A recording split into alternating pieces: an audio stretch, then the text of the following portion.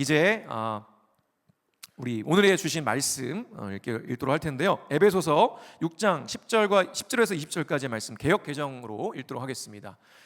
에베소서 6장 10절에서 20절까지의 말씀 제가 먼저 읽고 여러분 읽으시면 좋겠습니다. 제가 먼저 읽겠습니다. 끝으로 너희가 주 안에서와 그 힘의 능력으로 강건하여지고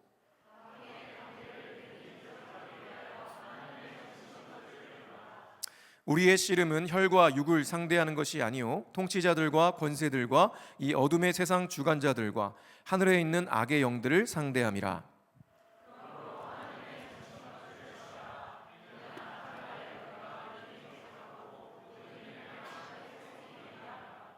그런즉 서서 진리로 너희 허리띠를 띠고 의의 호신경을 붙이고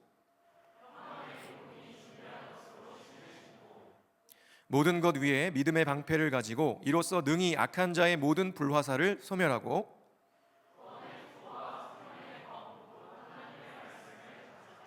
모든 기도와 간구를 하되 항상 성령 안에서 기도하고 이를 위하여 깨어 구하기를 항상 힘쓰며 여러 성도를 위하여 구하라.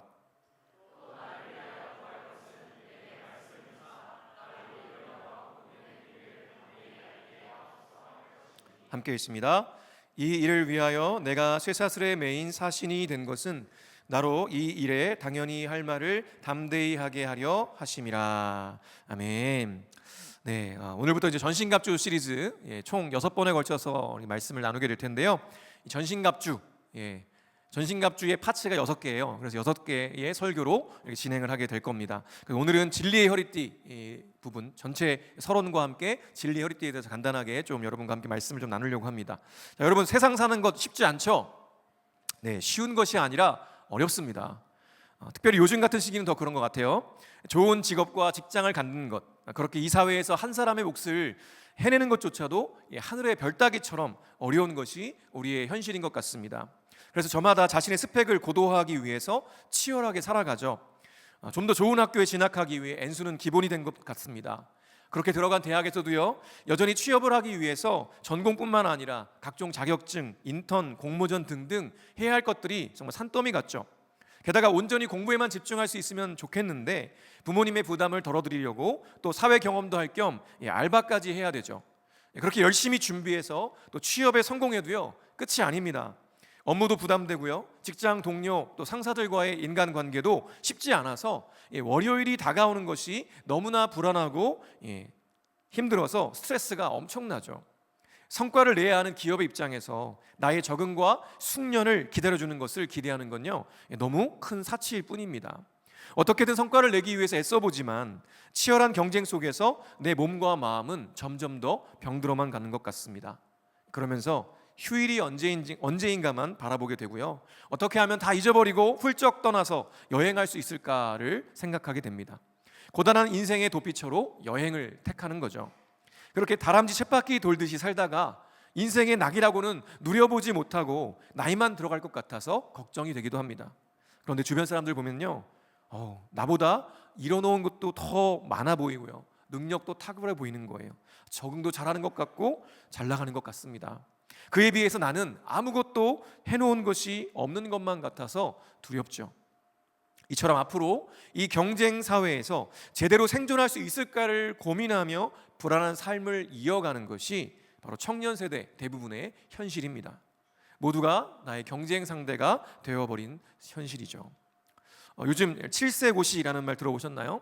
아이들이 초등학교 입학하기 전에 최상위권 학원에 들어가기 위한 시험을 보죠. 그걸 7세 고시라고 한다고 합니다. 시험 수준이 얼마나 어려운지 대학생들이 풀기에도 쉽지 않은 문제들이 출제가 된다고 하더군요. 그리고 또 학원비는 또 얼마나 비싼지 모릅니다. 그렇게 하는 이유가 무엇일까요? 조금이라도 내 자녀가 다른 이들보다 더 높은 위치에서 인생을 출발하기를 바라기 때문이에요. 그게 부모의 마음이죠.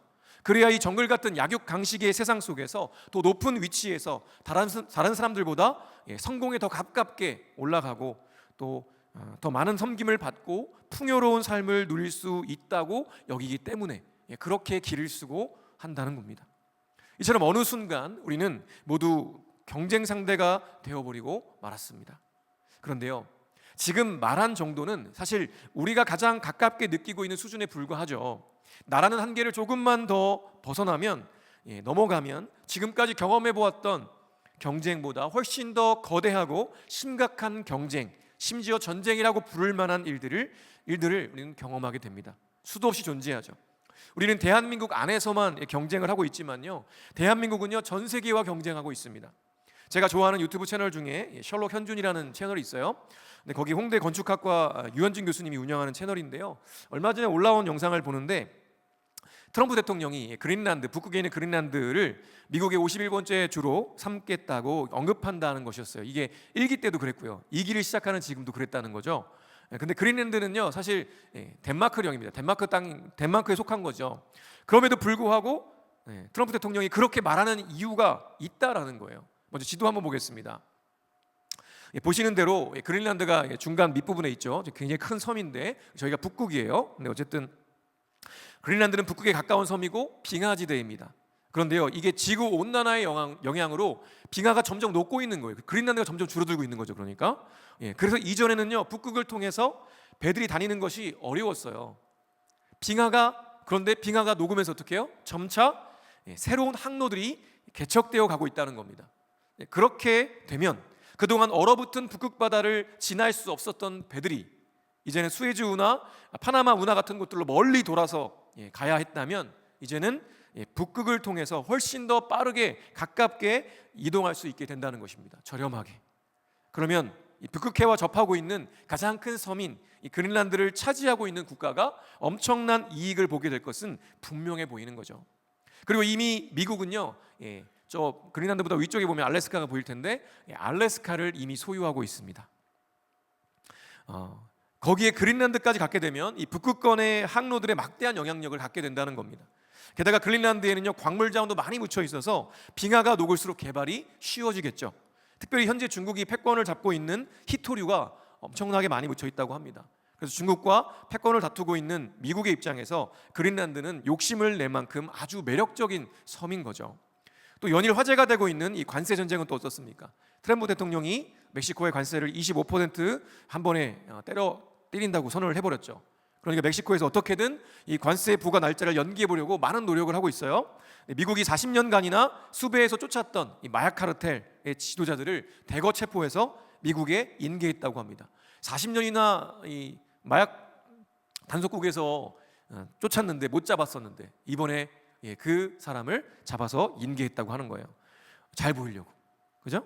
사실 이것이 남 이야기가 아닌 것이요, 트럼프 행정부의 관세 폭탄은 수출 중심인 우리나라에도요 영향을 줄 수밖에 없다는 거죠. 그렇게 많은 나라들이 경제적, 군사적 힘이 있는 나라들의 눈치를 보며 경쟁을 하고 있는 것이 지금 이 세상의 모습이라는 것입니다. 그뿐입니까? 요즘 대세인 AI도 국가 간, 기업 간의 경쟁이 정말 치열하죠. AI를 개발하려면 아주 연산을 굉장히 빠르게 할 수 있는 GPU가 필수인데요, 이 고성능 GPU를 엔비디아에서 거의 독점적으로 공급하고 있죠. 그런데 최근 CES에서 엔비디아의 젠슨 황이 나와서 기조연설하면서 뭐 했습니까? 피지컬 AI 시대를 선언했어요. AI가 단순히 스마트폰이나 앱에만 들어가는 수준이 아니라 정말 실체를 가진, 즉 눈으로 보고 손으로 만질 수 있는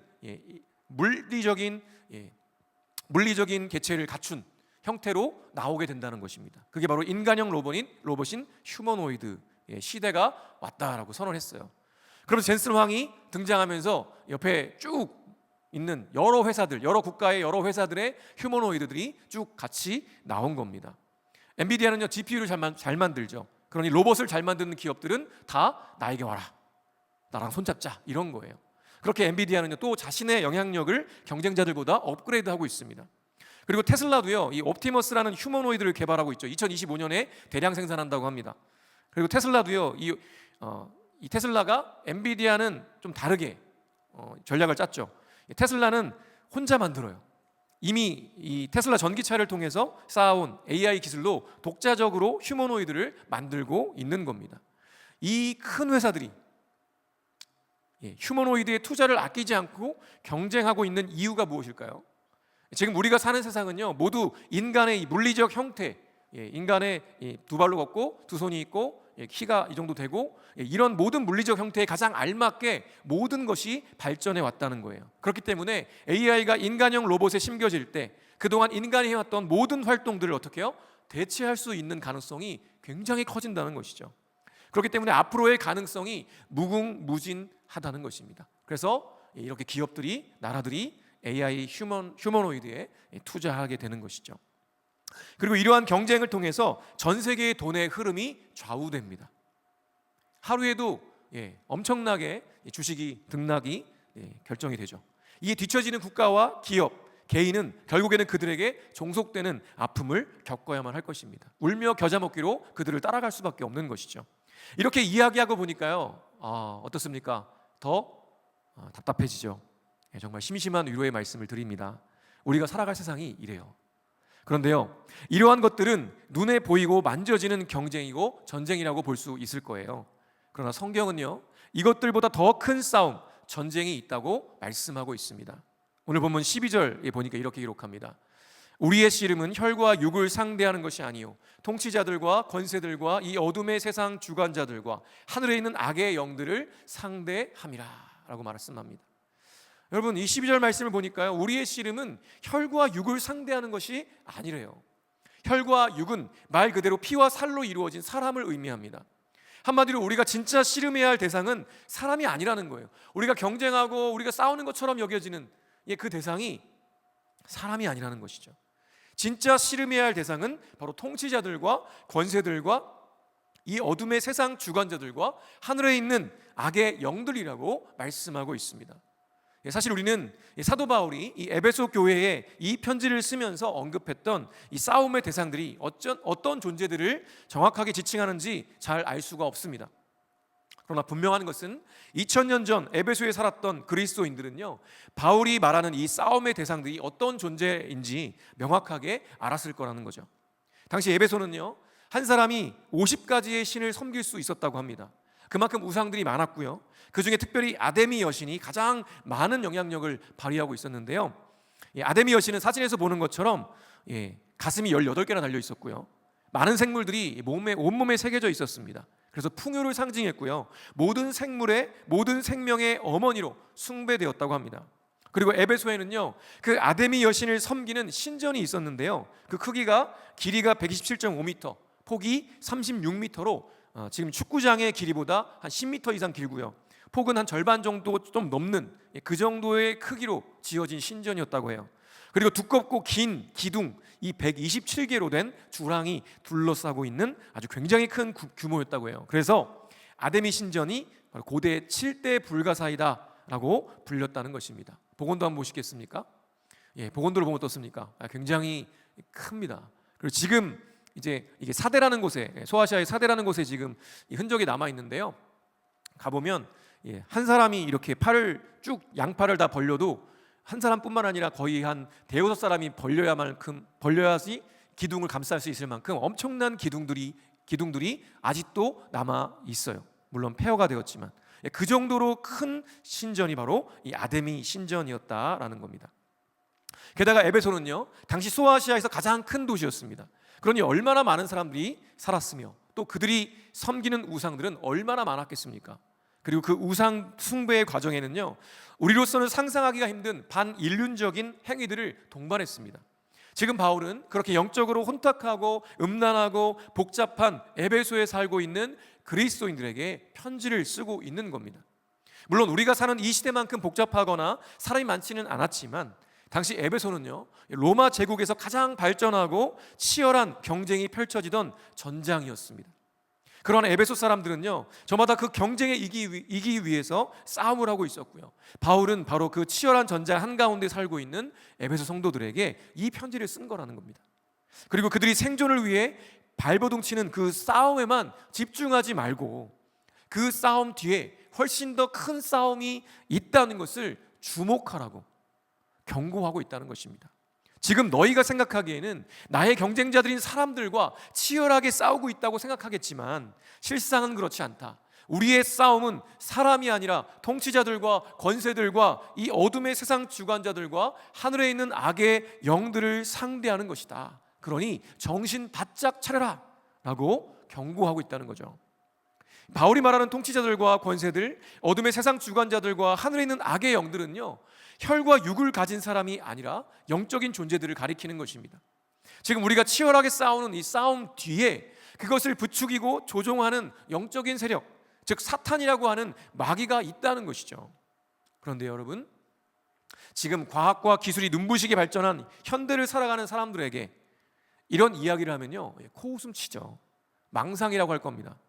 그러나 이 세상 속에서 일어났고 또 일어나고 있는 일들을 보면요, 이 땅에 악의 실체가 존재한다는 것을 인정하지 않을 수가 없는 거예요.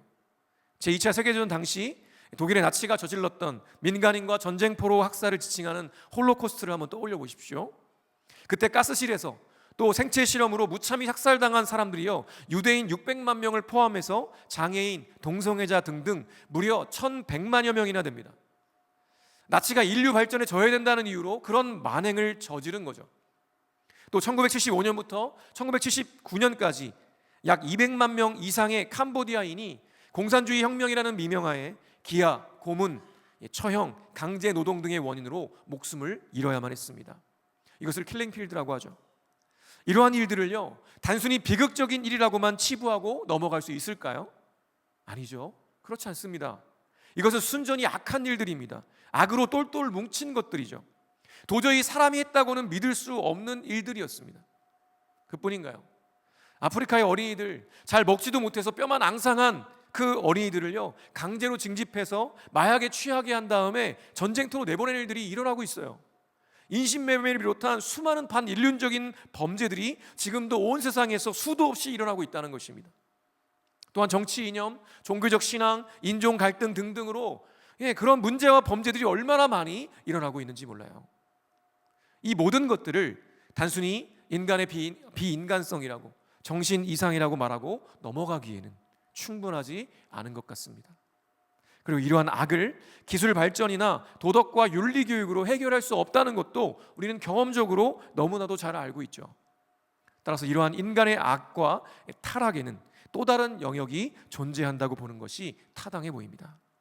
그리고 성경은 우리의 이 비참하고 깨어진 세상에 대해 더 깊은 해석을 내어놓죠. 그것은 바로 이 세상의 창조주이시며 생명의 근원이신 하나님께로부터 인간이 분리되었다는 것입니다. 그리고 세상에 존재하는 모든 악의 뿌리 깊은 실제가 있고, 또한 그 악이 정말 다양한 모습으로 세상 속에서 지속적으로 다시 나타나고 또 나타나고 영향력을 발휘하는 것은 그 이면에 보이지 않는 영적인 힘, 영적인 존재가 있다라는 것을 깨닫게 해주는 것이죠. 그리고 오늘 본문에서 명확하게 말씀하는 것처럼 그 영적인 힘의 존재를 마귀라고, 또 통치자들과 권세들과 어둠의 세상 주관자들과 하늘에 있는 악의 영들이라고 가리키고 있다는 것입니다. 여러분, 만일 여러분이 영적인 세계가 존재하지 않고 이 세상이 오직 물질로만 이루어졌다는 세계관과 신념을 가지고 살아가고 있다면요, 지금까지 우리가 겪고 있는 모든 악과 부조리함들은요, 그저 생물이 진화하는 과정에서 약육강식, 적자생존의 법칙 안에서 생겨나게 된 것이고요, 자연스러운 것일 뿐입니다. 그러니 그러한 부분에 대해서 우리가 충격을 받거나 분노할 이유가 전혀 없는 거예요. 나 또한 상황에 따라서, 나의 이익에 따라서 충분히 악을 행하는 위치에, 또는 악한 일을 당하는 위치에 설 수 있다는 것을 자연스럽게 받아들인다는 것을 의미하는 것이기 때문이죠. 그러나 만일 여러분이 그런 물질주의자가 아니라 우리는 이 악의 문제에 대해서 심각하게 여기는 존재들이라면, 그래서 사도 바울은요, 우리의 씨름의 대상이 혈과 육을 가진 사람이 아니라 사람과는 비교할 수 없이 막강한 권세와 힘을 가진 영적 존재들이라고 무섭게 이야기하고 있는 것입니다. 여러분, 우리가 살아가는 세상은요, 보이는 것이 다가 아닙니다. 분명히 보이지 않는 영적인 세계가 존재한다는 거죠. 그리고 그 실제 안에서 우리의 눈에 보이지 않고 손에 잡히지 않는, 그렇지만 아주 강력하게 역사하고 있는 악의 영들이 있다는 것이죠. 그런데요, 그런 그들을 혈과 육을 가진 우리가 어떻게 상대할 수 있습니까? 너무나 쉽게 넘어지고 무너지는 연약한 우리 안에는요, 그 악의 영들을 상대할 힘과 능력이 없습니다. 그래서 때로는 너무나 두려운 거죠. 그러나 바울은 그런 우리에게 이렇게 강력하게 도전합니다. 오늘 본문 13절 말씀 다 같이 한번 읽어볼까요? 시작. 그러므로 하나님의 전신갑주를 취하라. 이는 악한 날에 너희가 능히 대적하고 모든 일을 행한 후에 서기 위함이라. 아멘.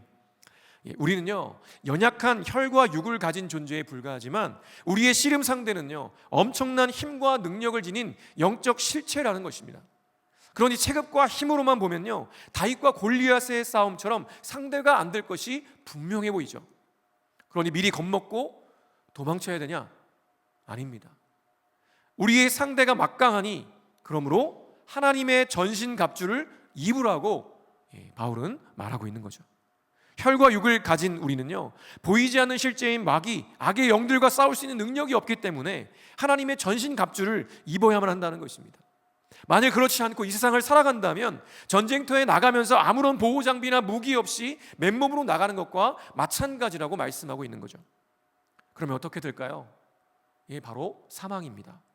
싸움이라고 할 수도 없을 것이 너무나 분명합니다.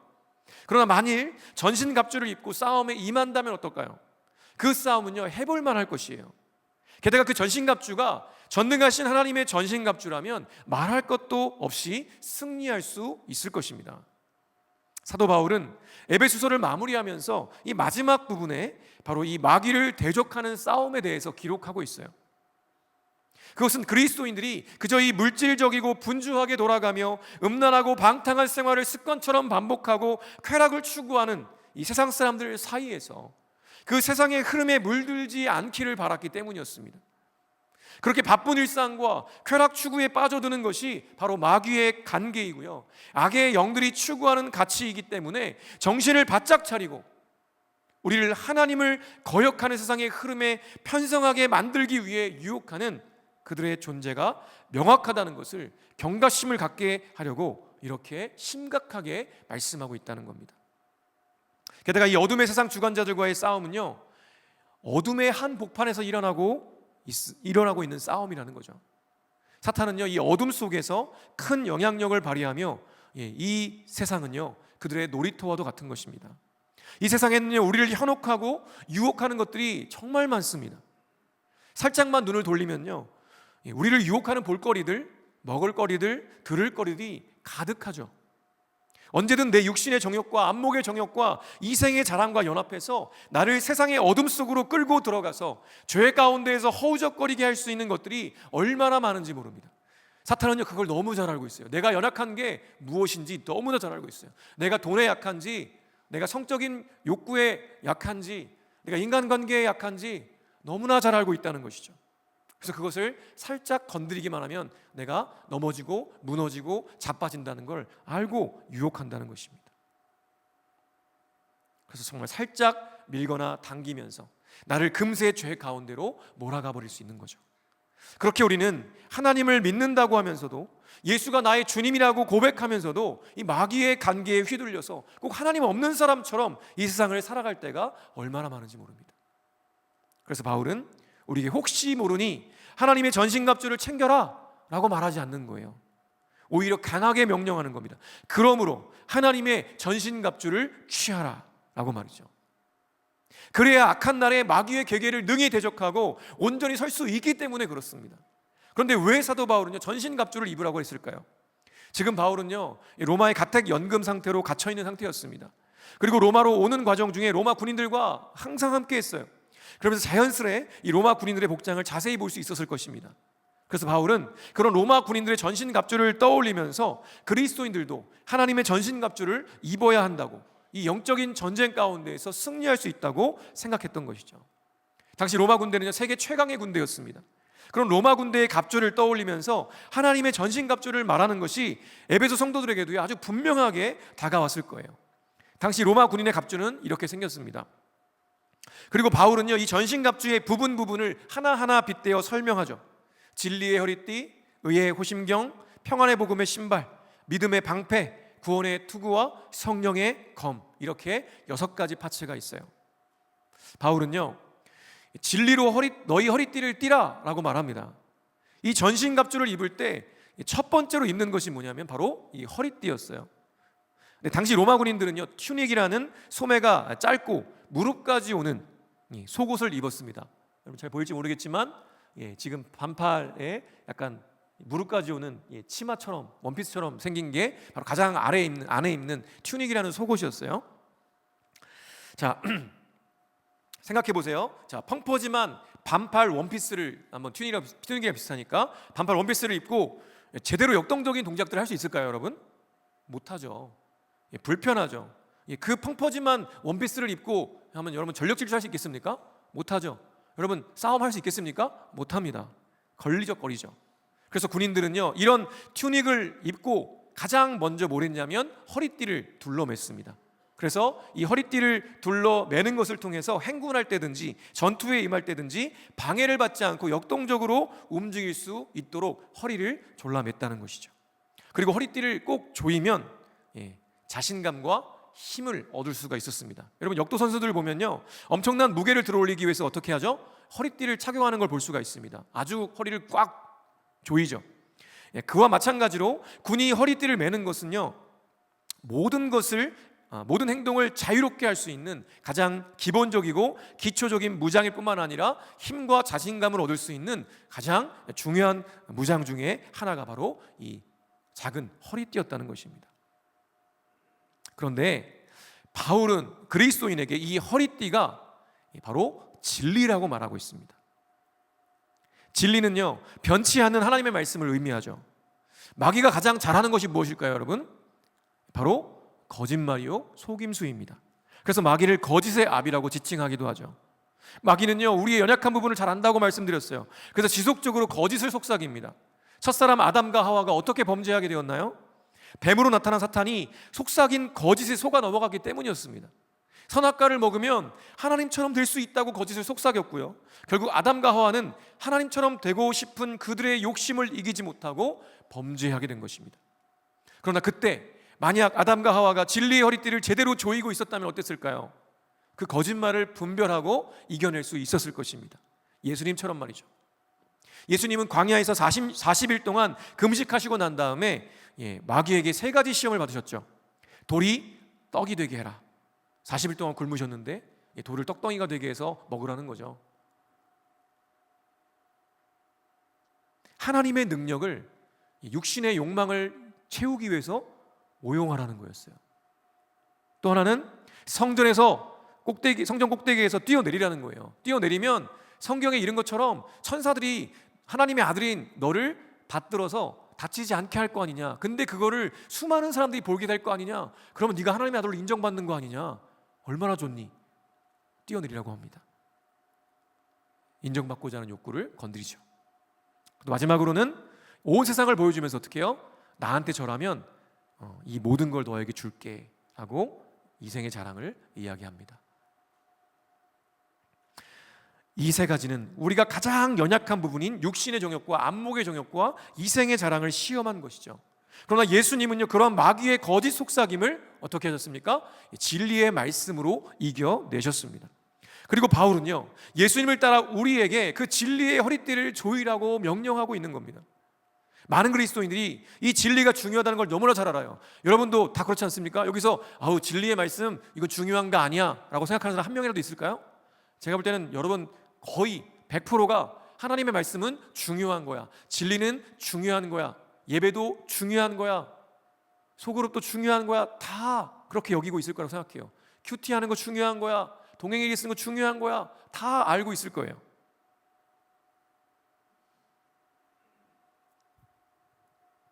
그런데요, 안타깝게도 많은 사람들이 이 진리의 허리띠를 중요하니까, 중요한 걸 알고 있으니까 어떻게 해요?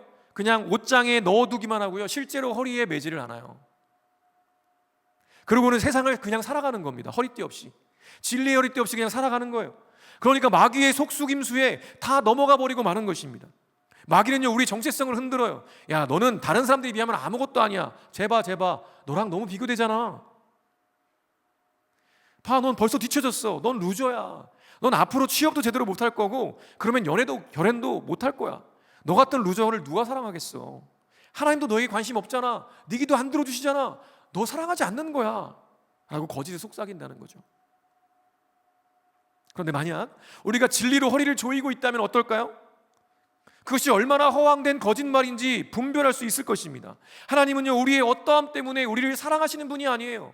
우리가 잘났기 때문에, 우리가 헌신하기 때문에, 우리가 리더이기 때문에, 우리가 공부를 많이 했기 때문에 이런 여러 가지 조건들, 우리의 어떠함 때문에 우리를 사랑하시는 것이 결코 아닙니다. 하나님은 우리가 아직 죄인 되었을 그때에 우리를 구원하시기 위해서, 죄인인 우리를 위해서 십자가에 죽기까지 끝까지 사랑하셨어요. 우리의 어떠함과 상관없이 주님의 어떠하심 때문에 우리를 사랑하시는 거라는 거죠. 여기에 있는 어떤 사람도, 저를 포함해서 이 모든 사람들도 우리의 어떠한 조건 때문에 하나님이 우리를 사랑하신 게 결코 아니라는 것입니다. 하나님이 사랑이시기 때문에, 우리를 긍휼히 여기시기 때문에, 그 크신 사랑과 은혜 때문에 우리를 사랑하신 것이죠.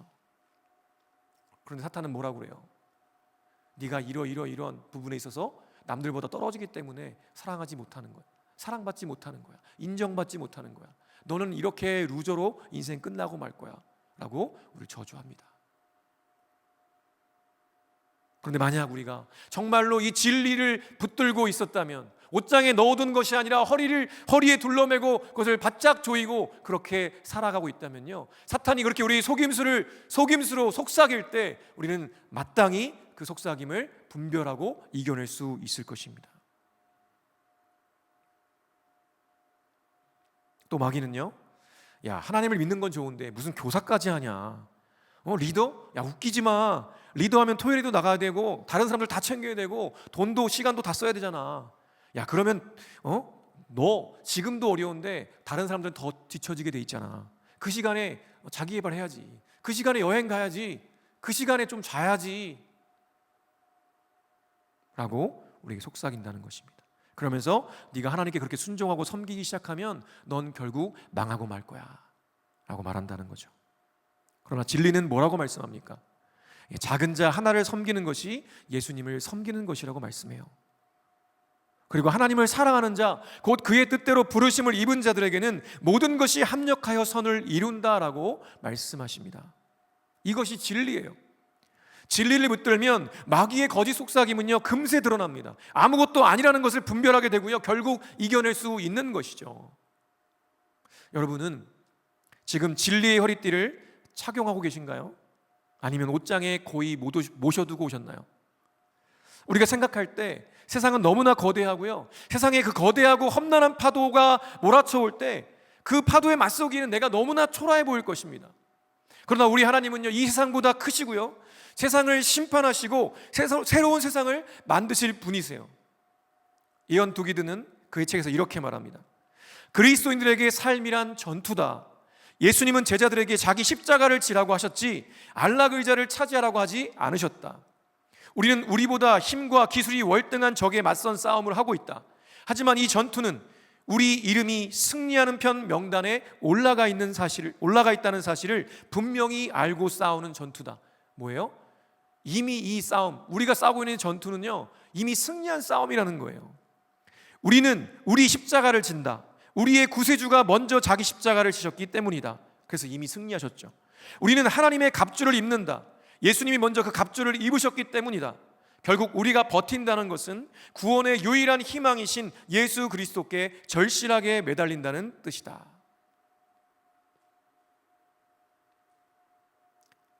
이렇게 의존하는 신뢰의 태도 안에 참된 승리가 있다. 사탄의 힘과 계략이 아무리 뛰어나도 그리스도를 신뢰하는 자들을 낚아챌 능력은 없다. 그들이 하나님의 자녀이며 그 아버지는 절대로 자녀를 놓치지 않으시기 때문이다.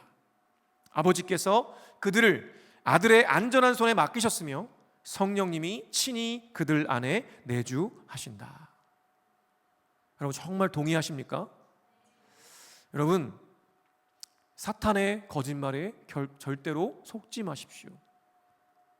여러분, 하나님의 나라가 이미 임했지만요, 아직 완성되지 않았기 때문에 우리는 그 이미와 아직의 중간 시기를 긴장 속에서 살아가야만 합니다. 여전히 사탄이 발악을 하고 있어요. 이미 그는 끝났지만, 이미 예수님이 십자가에서 승리하셨지만 여전히 사탄은 우리의 믿음을 떨어뜨리려고 계속 발악을 하고 있는 거죠. 그래서 계속 우리를 거짓된 것들로 속삭이며 속이는 것입니다. 그런데 뭐라고 했습니까? 이미 우리는요, 이긴 싸움을 싸우고 있다고요. 여러분, 혹시 스포츠 경기 재방송 보신 적 있습니까? 저도 정말 수없이 많이 봤는데요, 그러면 재미없던가요? 그래도 재밌어요. 이긴 걸 알고 보면서도 재밌어요. 골을 먹을 때 어때요? 아무렇지도 않던가요? 아니에요. 아쉽습니다. 안타깝습니다. 저렇게 했어요, 저렇게 했어야지 이러면서 난리가 나죠. 알면서도, 이미 이긴 걸 알면서도. 그게 바로 비교하자면 그런 거예요. 이미 우리는요, 이미 승리의 결과를 알고 있는 그 싸움을 다시 싸우고 있는 것과 마찬가지라는 거죠. 여러분, 그러니까요, 우리는 결코 두려워할 필요가 없다는 거예요. 우리가 이 진리를 온전히 붙들고만 있다면, 그 진리가 진리임을 내가 믿고 있다면, 예수 그리스도가 내 안에 계시고 그분이 나를 사랑하셔서 죽기까지 사랑하셨다는 것을 내가 정말로 알고 믿는다면 우리는 결코 두려워할 필요가 없다는 것입니다. 여러분, 주님의 나라는 반드시 완성될 거고요, 그날은 반드시 올 것입니다. 그리고 우리는 이미 이긴 싸움을 싸우고 있다는 것을 잊지 마십시오. 우리가 오늘 그 마음을 가지고, 그 믿음을 가지고 우리 함께 찬양하기를 원합니다. 우리 세상의 유혹 시험이 함께 찬양하면서 여러분 가사를 좀 깊이 생각했으면 좋겠어요. 오늘 에베소 6장 10절의 말씀, 왜 사도 바울이 전신갑주를 취하라고 했는지, 전신갑주를 취해야만, 하나님이 미리 예비해 놓으신 그 갑주를 취해야만 우리가 약의 영들에 대한 싸움에서 승리할 수 있기 때문임을 잊지 마십시오. 우리 함께 찬양으로 고백하겠습니다.